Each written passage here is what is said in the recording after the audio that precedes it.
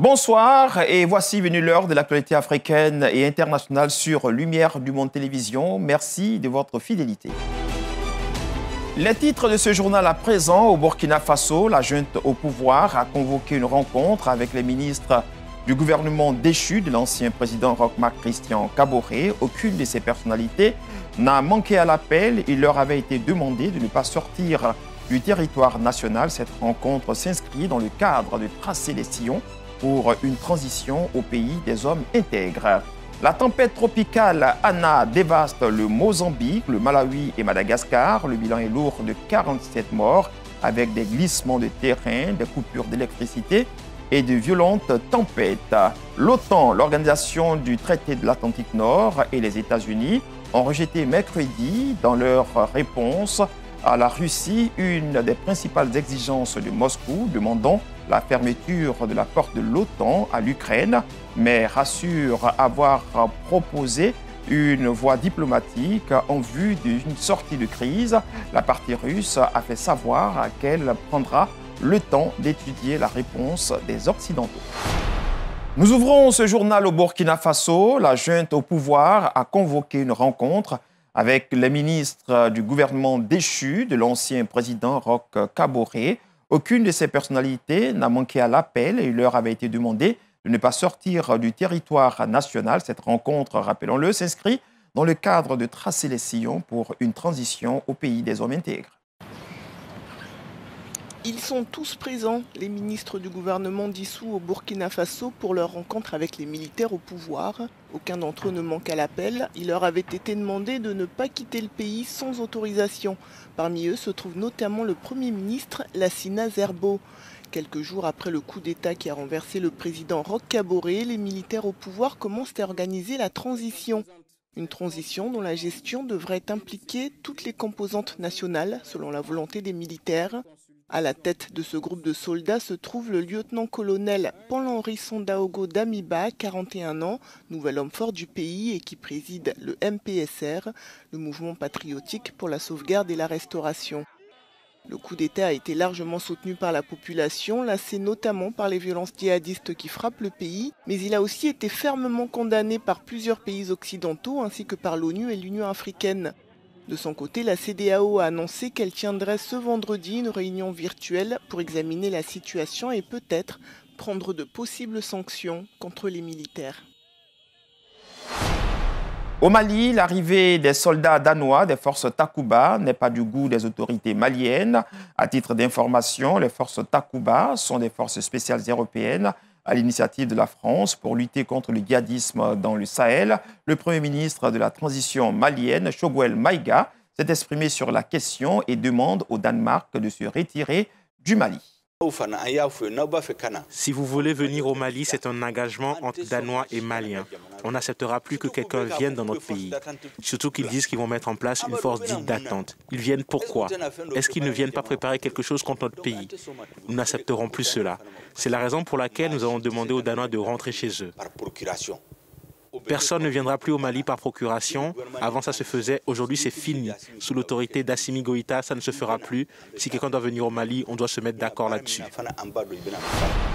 Coup d'État au Burkina Faso et situation au Mali. La CEDEAO doit tenir une réunion extraordinaire ce vendredi. Toutefois, rappelons que les ministres des Affaires étrangères de la Mauritanie, du Mali, du Niger et du Tchad n'ont pas pu s'entendre sur la tenue d'une rencontre conjointe avec les représentants de l'Union européenne. Ce mercredi, l'annonce a été faite par le haut-commissaire pour les affaires extérieures de l'Union européenne, Joseph Borrell. Nous le disions dans nos titres, la tempête tropicale Anna dévaste le Mozambique, le Malawi et Madagascar. Le bilan est lourd de 47 morts, avec des glissements de terrain, des coupures d'électricité et de violentes tempêtes. Le compte-rendu de nos confrères de France 24. Essoufflé, les yeux encore gonflés par les larmes et l'épuisement, Merci Djalilosi peine à se remettre de son traumatisme. Alors qu'elle traversait un pont surplombant la rivière du Chir, sa voiture a été emportée par les eaux.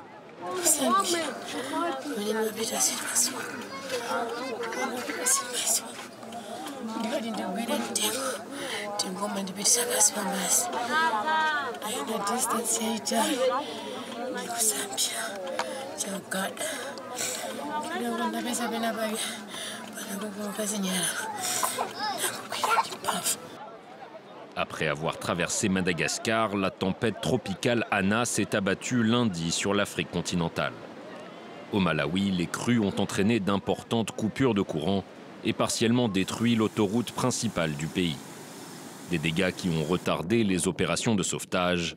Selon les autorités locales, des centaines de personnes pourraient se retrouver piégées par la montée des eaux. We are talking of Nsanje, we are talking of Chikwawa, Chirazulu, Palombe, Mulanje. All these areas have been affected. So the tropical Ana has really created a very big challenge. La tempête Ana a également fait des ravages à Madagascar et au Mozambique, où des dizaines de milliers de personnes ont perdu leur logement dans des glissements de terrain. Ces dernières années, les tempêtes et cyclones qui s'abattent régulièrement sur le sud de l'Afrique ont gagné en intensité, à cause notamment du réchauffement climatique et de la montée du niveau des eaux. C'est peut-être pour bientôt le rapprochement entre les autorités éthiopiennes et les rebelles du Tigré pour des négociations de paix. Le Premier ministre Abiy Ahmed a dit ses intentions d'en arriver aux négociations pour mettre fin au conflit qui les oppose. Le Premier ministre Abiy Ahmed dit être prêt pour discuter à condition que les rebelles soient disponibles.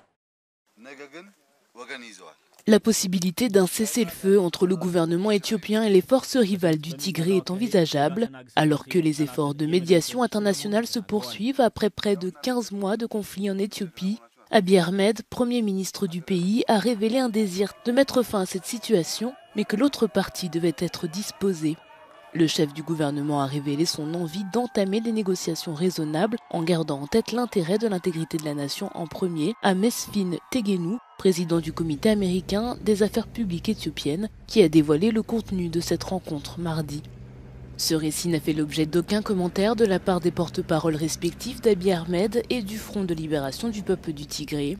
Mardi, le TPLF a annoncé qu'il avait repris les combats avec les alliés du gouvernement fédéral la veille, invoquant un mouvement contraint par des attaques répétées. La guerre a basculé à la fin du mois dernier lorsque les forces du Tigré se sont repliées dans leur région nord sous la pression d'une offensive militaire soutenue par des drones. Depuis que la guerre a éclaté en novembre 2020, des dizaines de milliers de personnes ont été tuées et des millions déplacées. Toujours sur le continent africain, il y a près de 60 ans, l'armée française ouvrait le feu dans les rues d'Isly à Alger, causant la mort d'au moins une cinquantaine de partisans de l'Algérie française, un massacre dont les circonstances demeurent encore obscures et qui aura marqué le début de l'exode massif des Pieds-Noirs d'Algérie. Emmanuel Macron reconnaît aujourd'hui la responsabilité de la France dans la fusillade d'Isly à Alger en 1962, précisément le 26 mars 1962, une semaine après la signature des accords d'Évian. Alger, 26 mars 1962. Les accords d'Évian sont signés depuis une semaine. La guerre d'Algérie est officiellement terminée. Mais à l'appel de l'OAS, 30 000 partisans de l'Algérie française manifestent et tentent de forcer les barrages installés par l'armée. Ils arrivent au niveau de la rue d'Isly. Soudain, une fusillade éclate.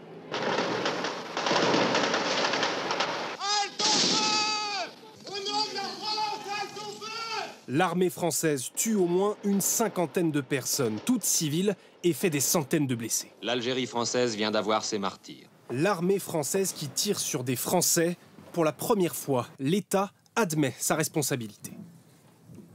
60 ans après, la France reconnaît cette tragédie. Ce massacre du 26 mars 1962 est impardonnable pour la République. Impardonnable, un mot d'apaisement vis-à-vis des Pieds-Noirs qui succède à un autre geste mémoriel. Il y a 3 mois, Emmanuel Macron avait qualifié d'inexcusable le massacre du 17 octobre 61 à Paris contre des Algériens. Il y a quelque chose du en même temps cher à notre chef d'État. Il faut donc reconnaître qu'il y a eu toutes sortes de groupes qui ont souffert de cette période pour essayer d'apaiser l'ensemble et en même temps de faire en sorte qu'aucun groupe ne se sente oublié. Ce soir, Marine Le Pen dénonce ce qu'elle appelle le clientélisme électoral du président, pas encore officiellement candidat à sa réélection. Fusillade d'Isly en 1962 à Alger, tout est parti d'une allocution du général de Gaulle qui demandait aux Français d'approuver le cessez-le-feu conclu quelques jours avant par les accords d'Évian. Retour sur les traces de l'histoire. La semaine avait débuté par une allocution du président Charles de Gaulle. Le général demandait alors aux Français d'approuver le cessez-le-feu conclu quelques jours plus tôt avec l'Algérie, le 19 mars 1962. Qu'il m'attribue le droit de faire, malgré les obstacles, ce qu'il faut pour atteindre le but. Le 26 mars, une semaine à peine après la signature des accords d'Évian, la violence l'emporte à nouveau dans les rues d'Alger. Ce jour-là, l'OAS, organisation armée clandestine opposée à l'indépendance, appelle les partisans de l'Algérie française à manifester. Objectif, forcer les barrages installés par l'armée française à l'entrée du quartier européen de Bab el-Oued, qui abrite notamment le siège de l'organisation armée secrète. Les manifestants sont venus sans armes, mais la situation dégénère. Soudain, les tirailleurs ouvrent le feu sur la foule. Pendant plus de 10 minutes, des dizaines de civils tombent sous les balles françaises.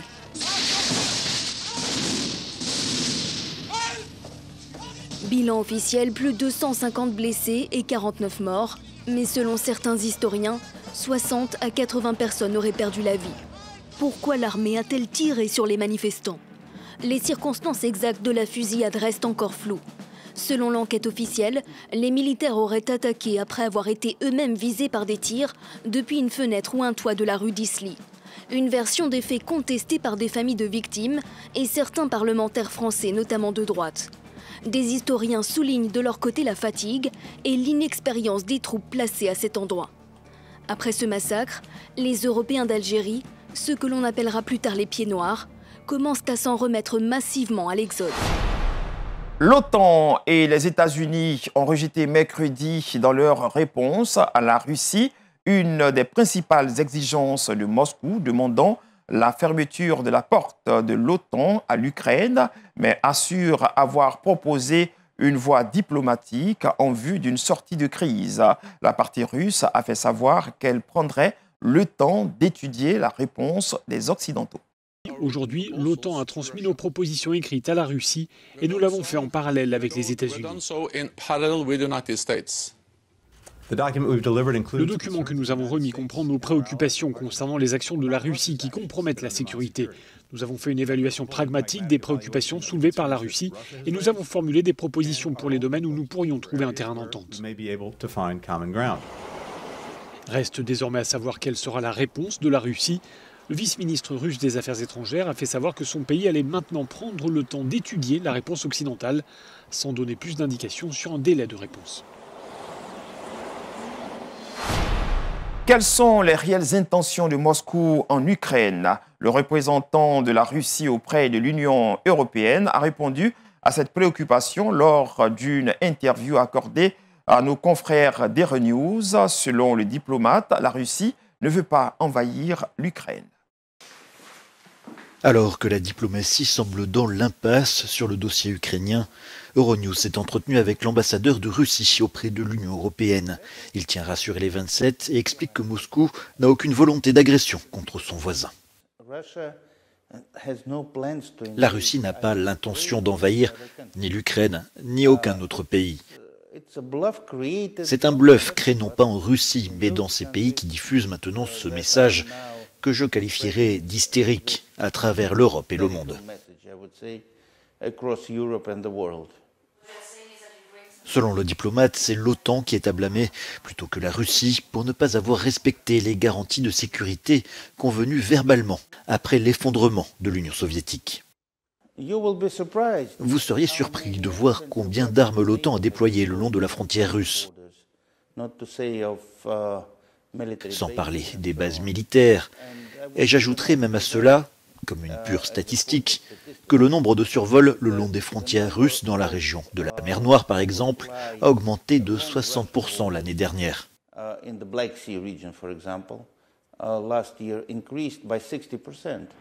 Parmi les sanctions possibles envisagées par l'Occident à l'encontre de Moscou, la mise en suspens du gazoduc Nord Stream 2.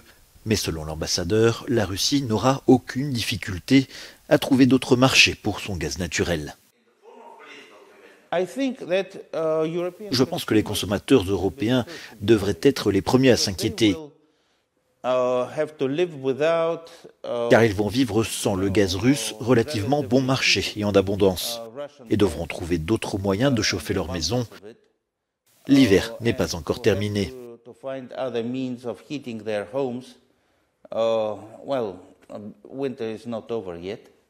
Tout comme cette crise, dont l'issue est encore bien incertaine. Selon le diplomate, son pays s'efforce d'y trouver une solution pacifique, mais toutes les solutions restent bien sur la table.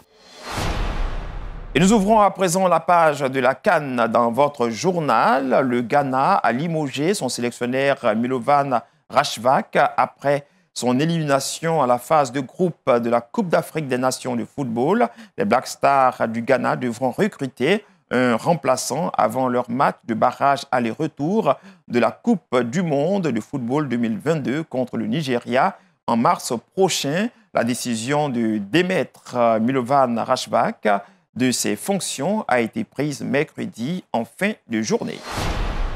CAN toujours, Mali, Guinée équatoriale. Les Aigles du Mali ont été battus au tir au but par l'équipe de la Guinée équatoriale, 6 contre 5. Et puis, la sélection gabonaise est de retour à la maison, éliminée en huitième de finale par le Burkina Faso.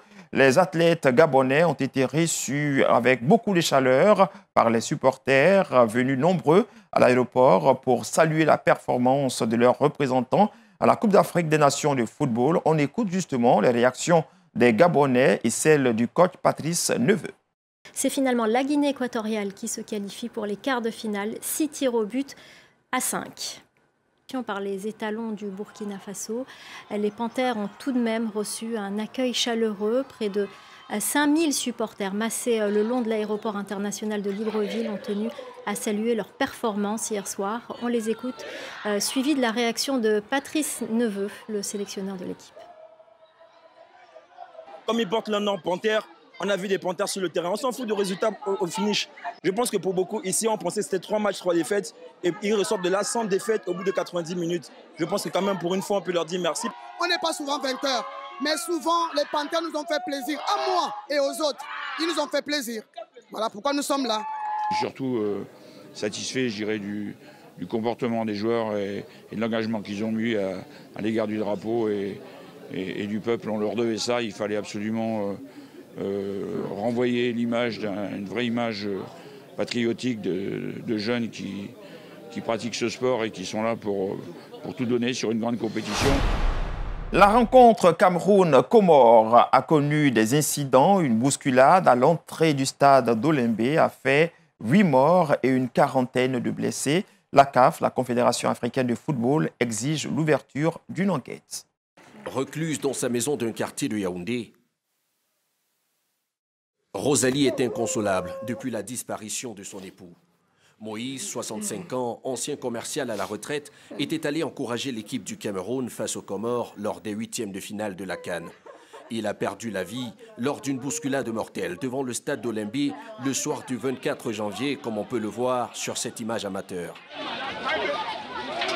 Mon mari, il n'était pas seulement mon mari, il était mon copain, mon ami. Mon tout. Il est parti au stade 7. Lui et moi, on s'est vu le matin. Mais je ne l'ai plus revu jusqu'au jour d'aujourd'hui. À cause du football. L'accident a fait plusieurs morts et des dizaines de blessés. Des blessés pris en charge dans plusieurs hôpitaux de Yaoundé, comme celui-ci, quelques kilomètres plus loin. Dans les chambres, le directeur Pierre Fouda rend visite comme chaque jour 7 patients dont ses services s'occupent. Quand ils sont arrivés, beaucoup avaient des problèmes de contusion. Je peux dire aujourd'hui qu'ils sont hors de danger.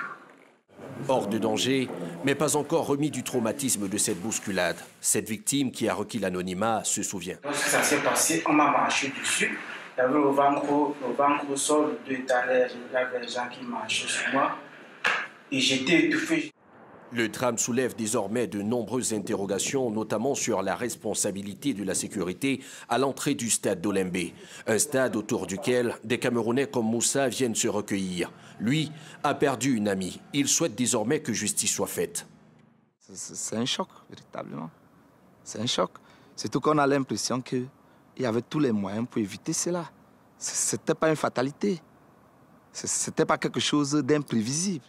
Selon les autorités, une enquête est en cours pour établir les responsabilités lors de la tragédie. Les matchs de la compétition dans le polémique stade d'Olembe ont été suspendus jusqu'à nouvel ordre par la CAF.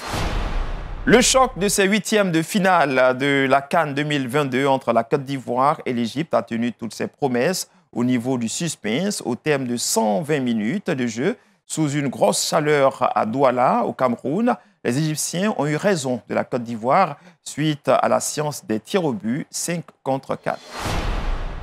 Religion à présent, le cofondateur et chanteur du groupe de rap chrétien The Cross Movement, Brady Goodwin, a publié le 17 janvier dernier une vidéo sur les réseaux sociaux où il renonce publiquement au christianisme. The Cross Movement, basé à Philadelphie, parcourt le monde entier pour évangéliser depuis les années 1990. Brady Goodwin est en outre formé en théologie et enseignait la Bible parallèlement à la musique. Il était ainsi réputé pour réussir à joindre des paroles théologiques profondes aux codes musicaux musclés du hip-hop. L'artiste de 45 ans déclare dans la vidéo qu'il ne croit plus à l'Évangile ni à la Bible. Il évoque par ailleurs de nombreuses questions sans les développer, dont il n'a jamais eu les réponses, selon lui, bien entendu. Sans faire de commentaires, nous pouvons évoquer ce passage de la Bible suite à ce témoignage du chanteur américain, Osée 6, verset 4. « Mon peuple est détruit parce qu'il lui manque la connaissance, puisque tu as rejeté la connaissance, je te rejetterai, et tu seras dépouillé de mon sacerdoce, puisque tu as oublié la loi de ton Dieu, j'oublierai aussi tes enfants. » Osée 6, verset 4. Et c'est ici que se referme ce journal. Nous avons pris beaucoup de plaisir, comme de tradition, à vous le présenter. Merci, bonsoir et surtout que Dieu vous bénisse.